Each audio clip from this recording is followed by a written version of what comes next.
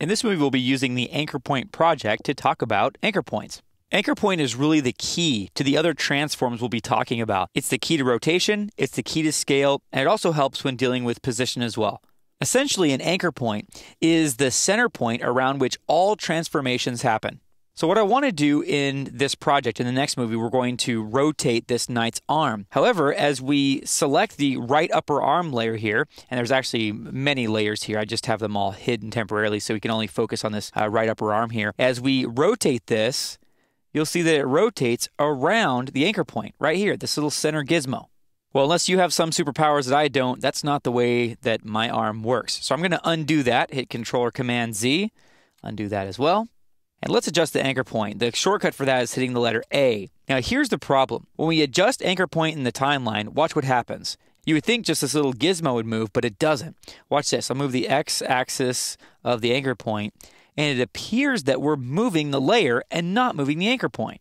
This is really unintuitive, so I'm going to undo that. There is another way to adjust the anchor point, which I prefer, and that's by going up here to the toolbar and selecting this Pan Behind tool.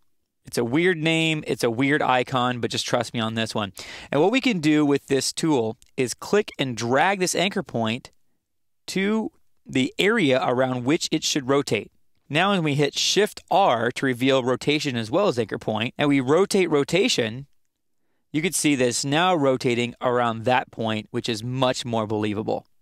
I'm going to undo that for now. Now, before we close out this movie, I got a couple other anchor point related tips for you that are really helpful. So what I'm going to do here for the first tip is go up to the selection tool in the upper left-hand corner in the toolbar and select that. This selection tool, this black arrow, is what you'll be using most of the time when you're working in After Effects. And sometimes when you're working, it's a hassle to go all the way back up here to the top of the toolbar to select the Pan Behind tool, do your work, and then go all the way back to select the selection tool. Now, if you're familiar with other Adobe programs, you probably know you can just hit the keyboard shortcut, which in this case is Y, as you can see from the tooltip there.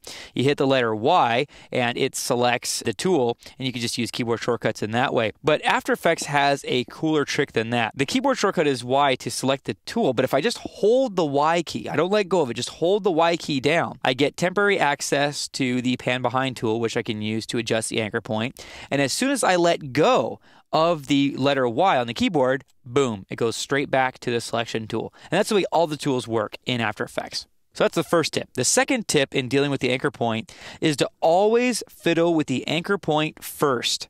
Anchor point and position are closely related. If you've already animated position and then you go back and adjust that anchor point, then chances are you're going to mess up your animation and things won't work quite right. So you always want to adjust the anchor point before animating other properties.